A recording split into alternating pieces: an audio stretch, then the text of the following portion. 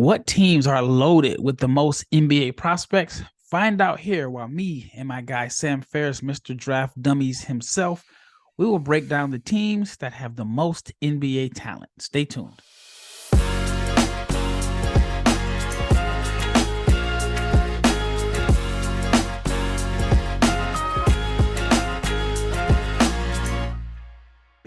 Big shout out to each and every person that has made the Locked On NBA Big Board podcast your first listen of today. I'm sorry, of the day. But actually, if it's your first listen of today or today, that is also good.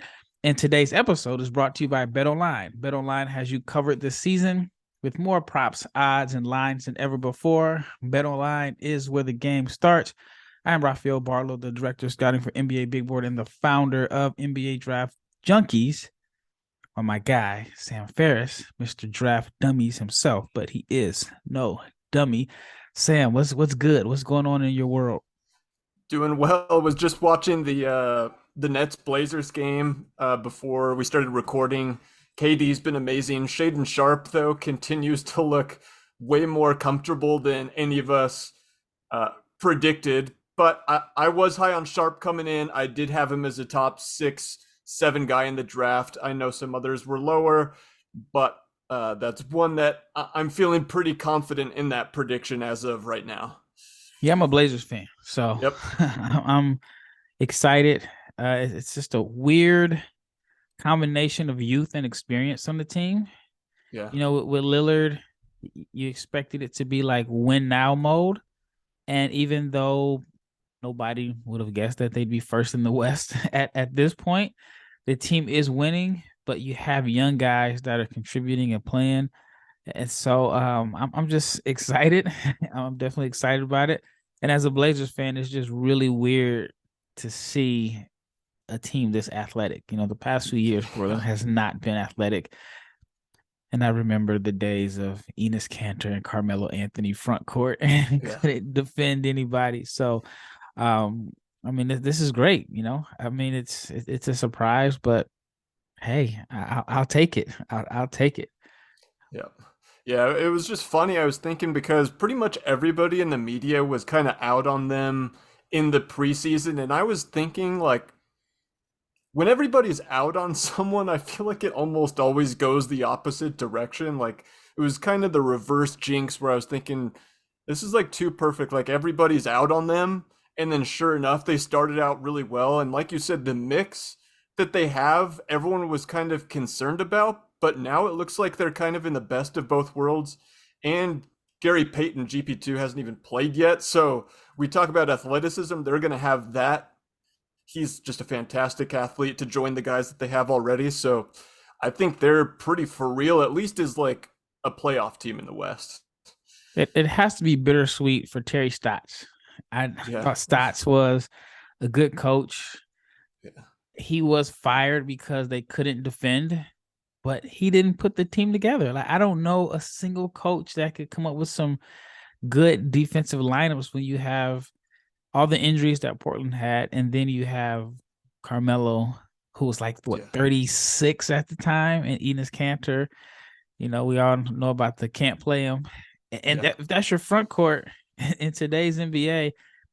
You know, ball handlers or primary scorers, they're like, all right, which one do I want to choose? Which one do I want to hunt? I can just pick who I want to hunt. And then Hassan Whiteside, who put up good numbers, but you know, Hassan is not leaving the paint at all. So it was just, it's kind of unfair to Stotts. So I kind of feel for him in a sense of hopefully he gets another opportunity soon. But speaking of teams with talent, young talent, in your opinion, what college basketball team has the most NBA talent from top to bottom? I would probably go with Arkansas, number one. But what's interesting there, and this has kind of been a little bit of a theme with college basketball so far, is their best prospect hasn't even played yet. So I like the talent that they have already. They've got some returning players. Ricky Council, who we've talked about, he's one of my guys in this draft that I've been on for a while. So We talked about him after the first or second game, and he's done nothing but continue to play super well. So very excited about him. But then Trevon Brazile is another kind of sophomore big that a lot of people like as a potential late first round guy. But then the freshman Anthony Black, who we've talked about as well, I've been a little bit lower on, and I could see him potentially being a one and done. But he also might be a guy that ends up coming back for year two, depending on how the rest of his freshman season goes. Jordan Walsh, kind of similar boat. I think he's been a little bit better. He's got more size, athleticism, kind of more of a wing that NBA teams look for. But the guy that I'm still most excited to see is Nick Smith, who I had preseason top 5 on my board and was disappointed to hear he'd missed some, but a ton of talent even without him. So coming into the year, they were the team I was most excited to see. And even without Nick Smith, I think they've mostly lived up to that. If there was one thing that's disappointing about Arkansas, it's their non-conference schedule. I looked at it. It is cupcake city. I don't think they face a ranked team unless something happens between now and then until conference play. Yeah. Yeah, no, It's like they do January, they play Oklahoma in December. but they But lost other to than like Sam Houston State. yeah, other than that, they're last week. favored by like 10 in every game. I'm looking at their schedule also. Yeah, they play UNC Greensboro, San Jose State, Bradley, UNC Asheville. And they play Louisville next, who's lost every game so far this season. So, Yeah, and so I have an article.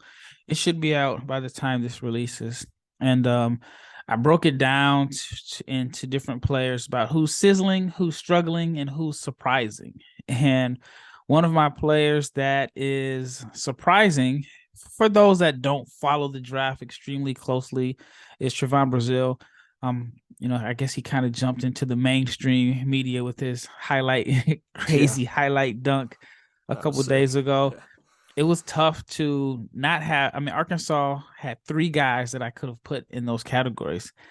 For sizzling, I could have put Ricky Council, who's been their best player, and I don't think it's been close as far Yeah. as like production wise. And then who is struggling?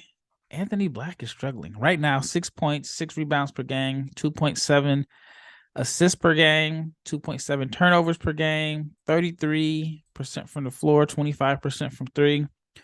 We didn't expect him to be a good shooter, but 35, 25, 66 shooting splits isn't good. And the turnovers and assists are even. He's looked very hesitant to shoot, doesn't look confident in his shot.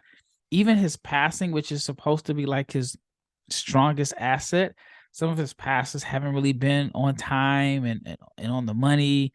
He's picked up a couple charges from playing too fast. I know it's only 3 games, and luckily their schedule gives them plenty of opportunity to, or plenty of opportunities for him to, basically get right before conference play. What have your thoughts been on Anthony Black so far? So the number one thought that I've had is you talked about the shooting splits, and it's not just that it's not going in, it's just he's not confident in it. And to me, what I think about is the guys that I think like the easiest way to fail if you're a perimeter guy is pretty simple. It's just if the jumper never happens for you. I think of like Jarrett Culver and Isaac Okoro in kind of recent draft history. 2 guys that I liked both of them, so I've kind of learned my lesson there that I I I just don't want to. There's projection in everything draft related, but if it seems that the jumper is unlikely to come around, or if it's that far away, I just I factor that in more so now than I kind of have in the past, and so that's my main question with him is he really a threat at all offensively? I mean, we talked about coming into the year the passing was enticing at that size, but if nobody respects your shot, then there's no closeout to attack. They're just kind of leaving you out on the perimeter. And then from there, like we've seen with Okoro for the Cavs, you just lose your confidence. And so that's kind of what I'm worried about with him. Yeah, it's very interesting that on social media, you see all of the Killian Hayes is a bust. You see all of those tweets. but you don't Yeah, see anything about Okoro, and Okoro's been worse. he's been bad. Yeah. He's been worse, and and with Okoro, it's like you can't be surprised because all of the signs were there, but it was just more so like if he Yeah. adds this with his defense, he's going to be.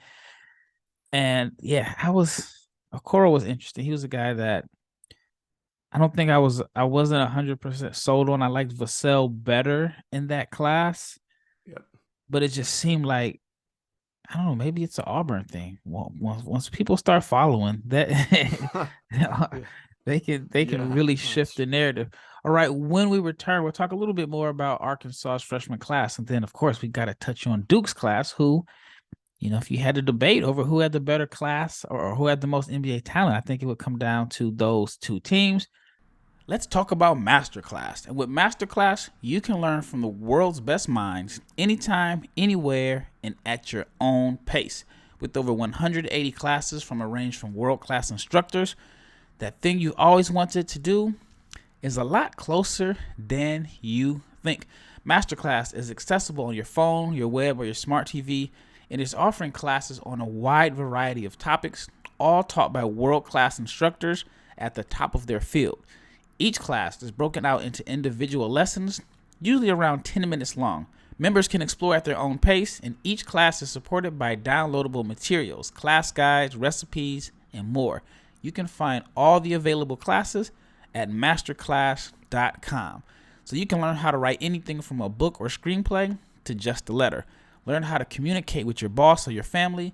Learn how to make a dinner worthy of a Michelin star, or just how to make really good scrambled eggs.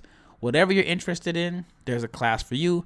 Over 180 exclusive classes taught by instructors you know and love. So here are some of the potential instructors. Chris Voss on the art of negotiation. John Legend teaching songwriting. Esther Perel teaching relational intelligence. Chris Jenner teaching the power of personal branding. Mariah Carey teaching using the voice as an instrument. Gordon Ramsay teaching cooking. There's 11 categories, 180 instructors. So you can find all of this available at masterclass.com. All right, thank you. Thank you so much for making Locked On NBA Big Boy your first listen of the day. Now for your second listen, check out the Locked On Sports today. From the games that matter the most to the biggest stories in sports, go beyond the scoreboard and behind the scenes with local experts and insight that only Locked On can provide. Locked On Sports today. It is available on this app, YouTube, and wherever you get your podcast. All right, this is Rafael Barlowe with Sam Ferris, Mr. Draft Dummies, and we'll finish up with Arkansas. Based off what we've seen today, and we're still a long ways away from the draft, how many guys do you think would get drafted from Arkansas's team? Ooh. I'm still gonna say Nick Smith. Even if he doesn't play this whole year, I think he'd probably still go into the draft. I'm sticking with Ricky Council. He's proven me right so far. And then, so I'll say four, which is still aggressive, but I'll kind of hedge my bet and say one of Anthony Black or Jordan Walsh comes back. But I do think Trevon Brazile ends up getting drafted, whether it's a late first, second. Same with Ricky Council. Nick Smith will go lottery. And then I do think one of Black or Walsh will end up coming back. So on one hand, I think they should, but They I was might not. Yeah. surprised Maybe that's that, my perspective. They should. yeah. Yeah. Yeah. And and we've talked about it before. It's really a tough decision nowadays with NIL, and Arkansas is an SEC school. I know they have the money, and Yeah. if you're going to be a second round pick, I think if you don't have a first round guarantee and you're at a school that has money, it just doesn't make sense really, unless you just don't want to go to class anymore and you just want to focus on being a pro. Yeah. But it's I mean, it's going to be an interesting decision. But Black has been disappointing to me. I mean, he really has. Walsh has. I mean, I think he's been a little bit better, but he hasn't really set the world on fire. I'm just guessing here, and I could be totally wrong. I don't know if the freshmen really expected the transfers to come in and have this big of an impact. And now when Nick Smith is in the mix, you have Yeah. to figure out that somebody's numbers are going to decline.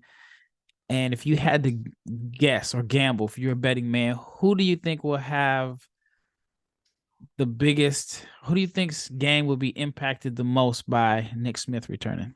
So I have the numbers up right now. Anthony Black is playing 70% of the team's minutes. Jordan Walsh only 46%, so less than half the game. And both of them are really low usage, under 17%, so or right at 17%. So neither of them are really even shooting that much right now, to your point. And so I would say Anthony Black is going to see, because Jordan Walsh, he doesn't really use or he doesn't handle the ball that much. To me, that would more so impact Anthony Black's role, I think, which has already been a little bit underwhelming. So I think certainly Nick Smith is going to see a lot more of the ball when he comes back from injury. So I think that will likely impact Anthony Black, probably more so than Walsh. Or do you think it could be the other way around, where Anthony Black, his lack of shooting impacts Nick Smith? Because Oh, we yeah. saw a little bit in the Gonzaga game. I know totally different situations, but Texas didn't respect Gonzaga shooters, right? Yeah. So whenever Drew Timmy wanted to post up, he had a guard basically sitting right in front of them because they didn't respect Hunter Salas and some of the other wings on the team. I mean, Strother's a guy that has a reputation as a shooter. I think he shot the ball well, but it just their lack of, I guess, point guard play in a sense really kind of impacted their star guy, especially in college basketball where you can play a zone and there's not really an illegal defense. So, I mean, that's a totally different story there. But do you think that if teams don't respect Black as a shooter, because the games that I've seen, they're going way under on his screens. Do you think that can impact Nick Smith as a guy? I mean, Nick can score, but he is a guy that is I think on the college level he could be a 3 level scorer, but I think he would thrive and look better in the NBA with that type of spacing. So, do you think Black's lack of assertiveness and shooting could impact Nick Smith? Yeah, it definitely could. I mean, that's an issue off the ball. I'd be interested to see how long of a leash Anthony Black would have because Arkansas has so many options on the wing right now, whether it's Makai Mitchell, Jordan Walsh, Kamani Johnson, Jalen Graham. All those guys are between 6'7" and 6'9" and can play on the wing. So they have a ton of depth. So if he doesn't shoot or play as well, and if the floor is too cramped, because Ricky Council isn't really a spacer either, he's more of a slasher off the ball, then I think you'd have to play Jordan Walsh a little bit more to balance that out. But that'll be something interesting, certainly, to keep an eye on. Yeah, I mean they have the schedule that will give them some opportunity to figure it out without really Yeah. impacting their wins and losses. But I imagine they're gonna have to figure it out, and their rotation is gonna be a little bit tighter once we get into conference play. All right, next let's talk about Duke. Duke is a team that, if you don't think Arkansas has the best talent, NBA talent, then you probably say it's Duke.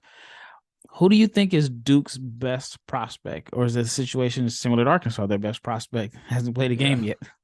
Yeah, I think most of us would agree, and I would say Dariq Whitehead. He's kind of the prototypical guy you look for in the NBA with decent size on the wing, whether you want to call him a 2 or 3, but really good shooter, really good pull-up shooter too. So like he was a top 10 guy in high school. I mean, Lively, depending on where you looked, was the number one like recruit in high school, but I don't think most of us view him as like a top 5 pick in the draft, or at least I don't. What I think though is probably the most interesting conversation around Duke is who is their number 2, because Filipowski to me is really interesting because he's really good, he's really productive, but how do you see his role translating to the NBA? Because do you value his skills as a big? Do you see him as just a center that's kind of like a skilled post up guy? Or do you think he's skilled enough that he can play kind of a stretch 4 role and develop that game? Whether you want to say the comp is like a Kevin Love or a Lowry Markkinen, do you think he has that skill set and versatility, or do you really worry about his NBA translation as kind of a modern big? It's going to be interesting. It's going to be interesting to see once everyone is healthy, what starting lineup do they roll with? Do you play Yeah. Mark Mitchell at the 3? I think he's more of a 4. Yeah. Even though the shot is, I mean, it's going in. I'm still not a believer in the shot. It's kind of funky looking in a sense. It's like Yeah. a flat push shot. Um, I mean, Duke has been limited in years past because they've had like the best talent, but not enough floor spacers. Yeah. So I think even though Filipowski can shoot and Lively is a capable shooter, I just think like you have two guys that, in my opinion, are natural 5s, Yeah. and Mark Mitchell's a 4, in my opinion. So it's going to be. I'm just curious to see how the lineup works once everyone is healthy. What have your thoughts been on Lively so far? Small sample size. I think he didn't play. I think maybe 14 minutes or something like that in one of the games. In the game against Kansas, he only had 2 points, or I'm sorry, 2 baskets. Both were tip dunks. Yeah. Do you think, how much of it do you put into him just kind of being a little bit rusty coming off the calf injury? Yeah, you have to factor that in, certainly. I mean, he's blocked some shots, he's had some dunks. When he's able to get up on the rim and finish, it looks really nice because he is that kind of physical specimen at like 7'1", pretty bouncy, and he's blocking shots right now, so it looks good, but he just hasn't played enough that I'm going to read too much into it yet.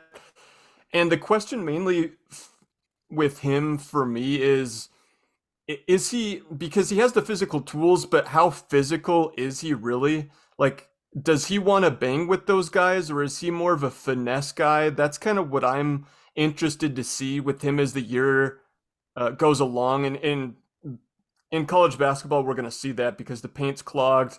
How physical is he willing to be? Does he play through contact? How functional is that athleticism in like a half court game? Because we haven't seen a ton of it yet.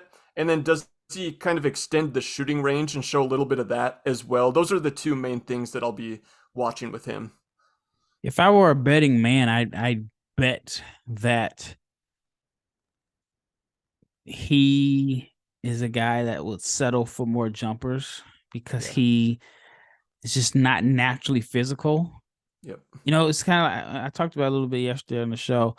Some of the things that I said about Wiseman a couple of years ago, I could say about Lively in a sense to where um, if there's an opportunity to bang in the post or settle for a jumper, I think he would lean more towards settling for a jumper. Yeah. And it's I mean, I guess you can. I mean, Wiseman's in a weird situation, and but I think like when you're evaluating big men, it's almost like, all right, if you have this guy that doesn't shoot the ball, but he has a great motor and knows exactly who he is that better than a guy that is multi-skilled, but he's still trying to figure out what is his best role? And I think that's the issue with Wiseman in a sense. And I think it could be something that we could see with Lively. But I mean, it's very, very early, small sample size. But just based off of what I saw on his high school film, I didn't see a guy that was like this aggressive, natural banger that had this great motor. All right, when we return, we'll talk a little bit more about some of the prospects on Duke's roster, and then we'll try to figure out what team is third when it comes to having NBA prospects for this 2023, maybe even 2024 draft. But I want to talk to you about BetOnline because betonline.net is your number one source for sports betting info, stats, news, and analysis. Get all of the latest odds, trends for every professional and amateur league out there, from football to basketball to soccer and esports. They have it all at betonline.net. And if you love sports podcasts, you love BetOnline, and you'll find those at BetOnline as well. BetOnline is the fastest and the easiest way to get your betting fix. So head to the website today and use your mobile device to learn more. And that's because BetOnline, it is where the game starts. Again, it's Rafael Barlowe, Sam Ferris. We're talking about the teams that have the most NBA talent, and it could be a combination of 2023 and 24 NBA draft. We talked a little bit about Duke, and I want to finish up with Duke. And you mentioned Dariq Whitehead is their best NBA prospect. Now, let me know your thoughts on this. I received a message from a scout that believed that Dariq Whitehead has a lot of similarities to Benedict Mathurin. And he felt that Mathurin's success or his path is going to be similar to Whitehead's, although he doesn't think that Whitehead will do 2 years in school. What are your thoughts on that?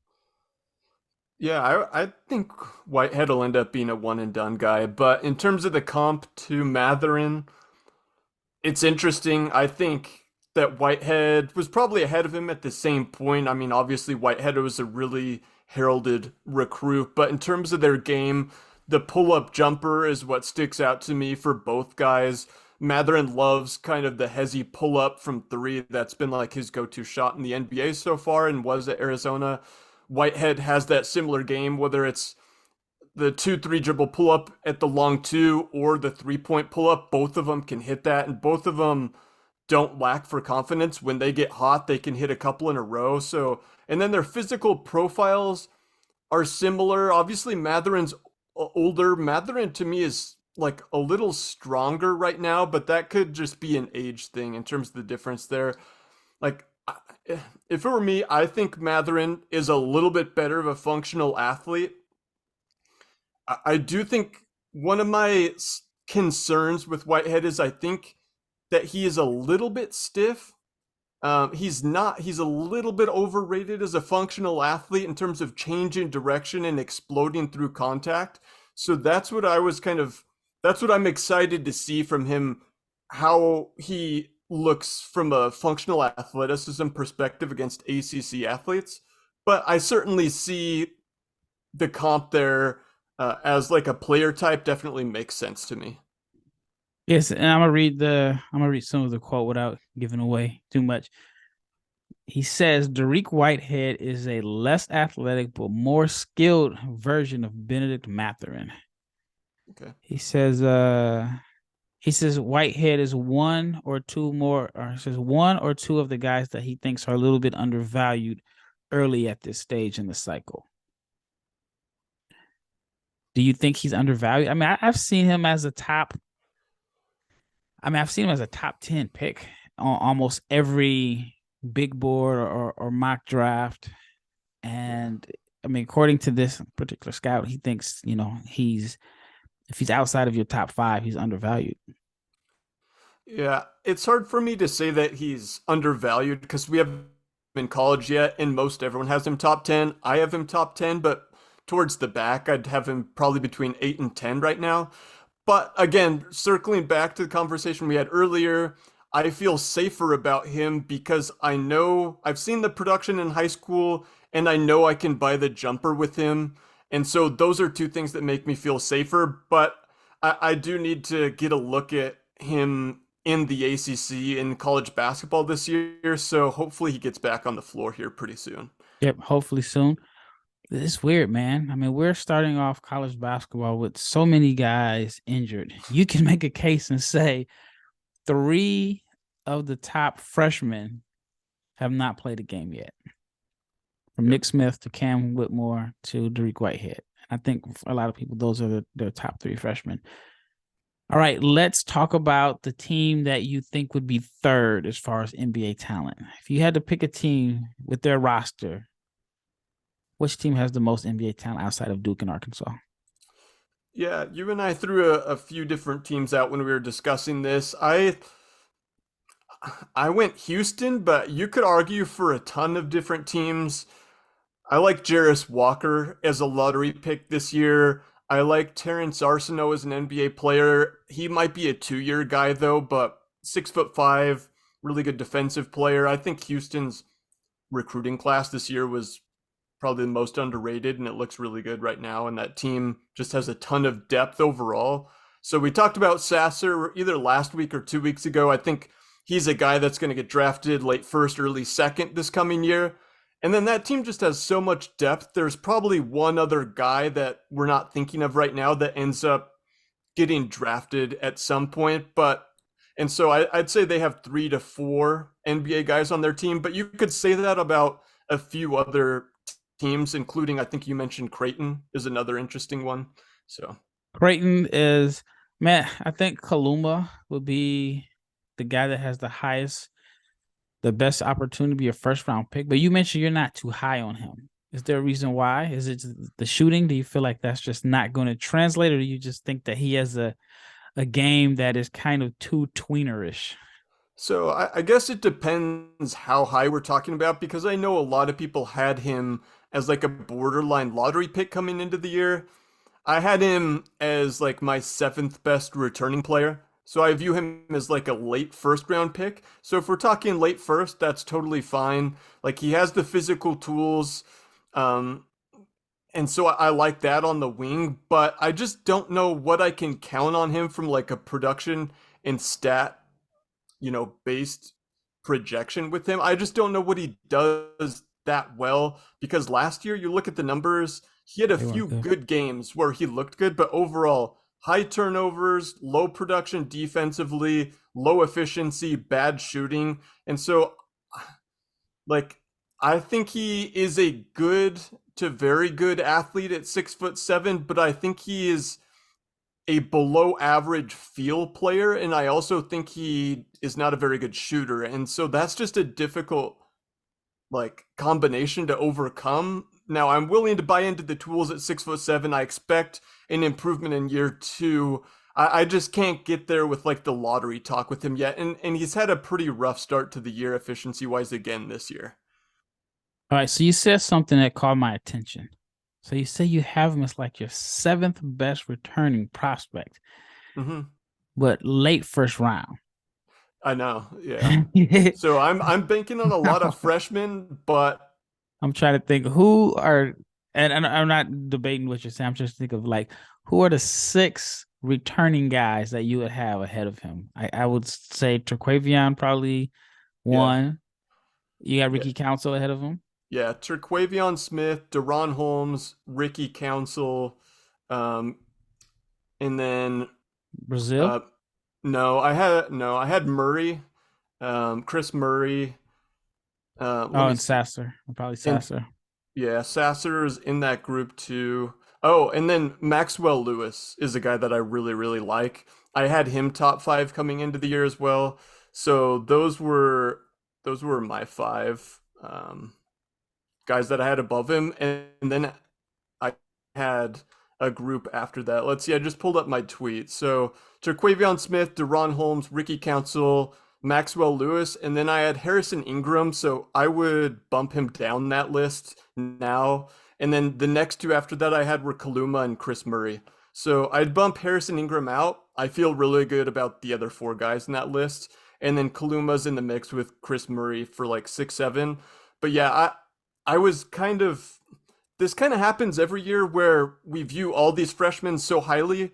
We know a lot of them are going to disappoint, but we don't really know which ones before the year. And so now we're starting to figure that out.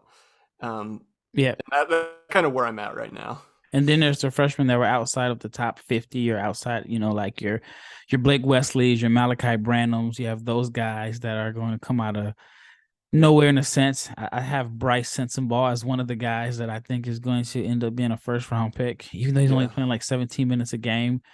I just think Jet that, Howard potentially could be one yeah, of those guys. exactly. So, um, yeah, I want to see which of the highly touted freshmen ends up falling out. This is just based off history. It's literally impossible for all the guys that we have in our preseason boards to live up to the hype and expectations.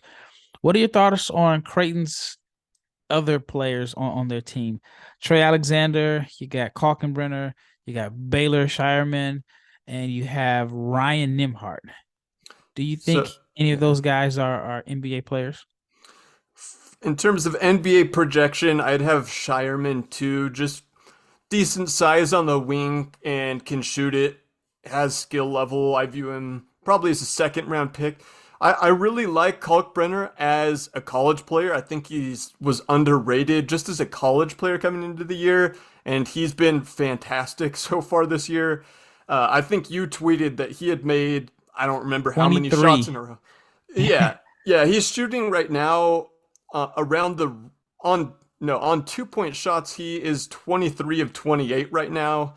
Already has 11 dunks, and the team just they just wreck when he's on the floor. He's been super, super effective so far. So I like him a lot as a college player. I just don't know, like, those centers that can't really switch and aren't that versatile don't have a ton of value. If he's good enough, though, could potentially be a second round pick. So I'd go Shireman as the second best guy after Kaluma, and then I could be persuaded between Trey Alexander and Kalkbrenner after that. What about Nimhart? I had a scout tell me he really likes Nimhart. He thinks he's similar to his brother. And his brother's playing 20 minutes a game for the Pacers right now.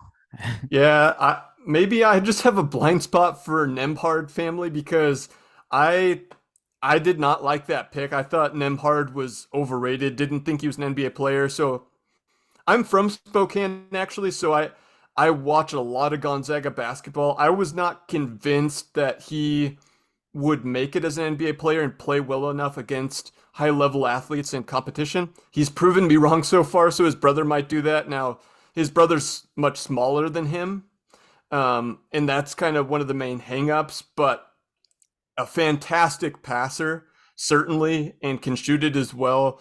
So I don't know. Do you see him as a potential draft guy this year, or are you thinking like maybe 3-4 year guy and then kind of just becomes a really good player and ends up getting drafted after 3 or 4 years? Yeah, I think it's down the line.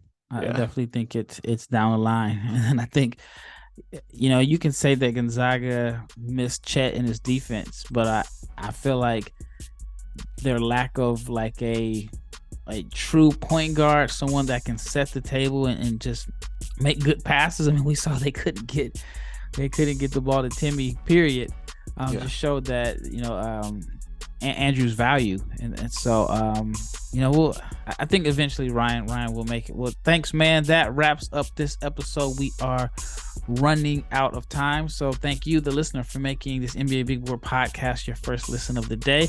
Now, for your next listen, check out the Locked On Sports Today podcast, the biggest stories of the day, plus instant reactions, big game recaps, and the take of the day. It is available on the Odyssey app, YouTube, and wherever you get your podcasts. I am Rafael Barlowe. He is Sam Ferris from the Draft Dummies, and we are out.